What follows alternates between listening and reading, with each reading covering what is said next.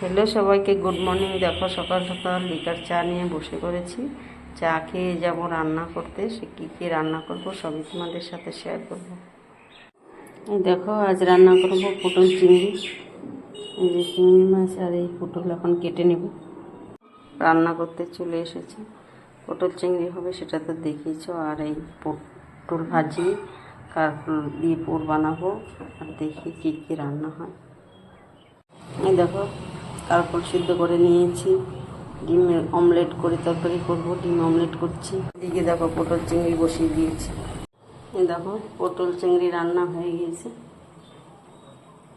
এই দেখো বন্ধুরা, রান্না হয়ে গেছে। খেতেও চলে আসছি। ডাল, পটল চিংড়ি, ডিমের অমলেট কারি আর কারকলের পুর। এই দেখো রান্না হয়ে গেছে আর খেতেও চলে এসেছি। ডাল, পটল চিংড়ি, কারকলের পুর আর ডিমের অমলেট কারি।